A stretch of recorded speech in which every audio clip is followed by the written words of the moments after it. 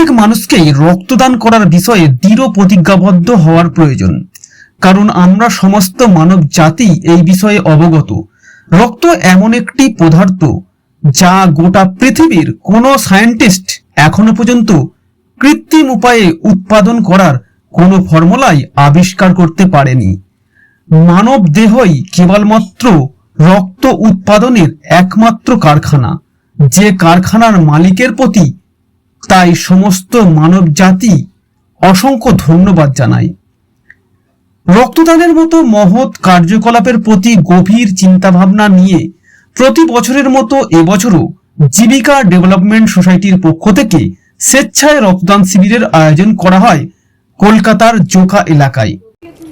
আজকে বিশ্ব মানবাধিকার দিবস, জীবিকার পক্ষ থেকে আমরা রক্তদান শিবিরের আয়োজন করেছি। তার মুখ্য উদ্দেশ্য হচ্ছে যে আমরা চাই মহিলাদের অধিকার সব মানুষের অধিকার, তার বাঁচার অধিকার, সুস্থভাবে বাঁচার অধিকার। এই সুস্থভাবে বাঁচতে গেলে যারা যারা সমস্যায় আছেন, যারা অসুস্থতার শিকার হয়ে আছেন, রক্তের জন্য হাহুতাশ করছেন, সেইখানে দাঁড়িয়ে যদি আমরা একটা রক্তের ফোঁটা দিয়ে তার প্রাণটা বাঁচাতে পারি, তাহলে মনে করব যে মানুষটার বাঁচার অধিকারের জন্য আমরা তাকে সাহায্য করতে পারছি। তো সেই কারণেই আমরা 10ই ডিসেম্বর, যেখানে মানবাধিকার দিবস, মানুষের অধিকারের দিবস, সেই দিনটিকে বেছে নিলাম রক্তদান শিবির হিসাবে। আমাদের মূলত মহিলারাই রক্ত দেয়। আমাদের প্রত্যেক বছরই আমরা এই রক্তদান শিবিরের আয়োজন করি। সেখানে প্রায় 100 থেকে 150 মহিলা আমাদের রক্ত দিয়ে মানুষকে বাঁচানোর জন্য ব্রতী হয়। তো আজকেও সেরকমভাবে 100 বা 150 থেকে 150 জন মহিলা আসার আমাদের সম্ভাবনা আছে।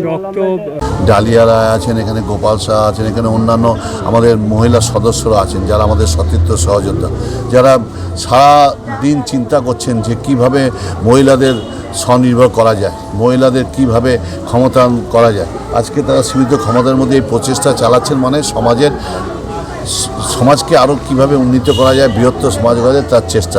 আমি তাদের ধন্যবাদ জানাই, অভিনন্দন জানাই যে তারা সীমিত ক্ষমতার মধ্যে দিয়ে এই বলিষ্ঠ প্রয়াস চালিয়ে যাচ্ছে। এটাই বলতে চাই, এইটাই মেসেজ যাবে যে মহিলারা যদি একত্রিতভাবে কাজ করতে পারে তাহলে মানে কোনোই কাজ আনসাকসেসফুল থাকবে না, টোটালটাই সাকসেসফুল হবে এবং পূর্ণভাবে কাজ হবে। আপনি এলেন এই অনুষ্ঠানে, কীরকম লাগলো? খুব ভালো লাগছে। এটা নতুন তো কিছু নেই, আমি ওনাদের প্রত্যেকটা অনুষ্ঠানে আসার চেষ্টা করি। এর আগে ওনারা একটা কিছু ডিস্ট্রিবিউশন বা কিছু করেছিল, হ্যাঁ সেখানে আমি এসেছিলাম, ওখানে প্রচুর লোক হয়েছিল আর সবাই ইনভলভ যেখানে থাকে আর কি। তো এটার মধ্যে একটা আলাদা আকর্ষণ আছে যেহেতু মহিলারা ইনভলভ এই অর্গানাইজেশনের সাথে। তো প্রত্যেকবার এসে ভালো লাগে, বড় ভালো লাগছে।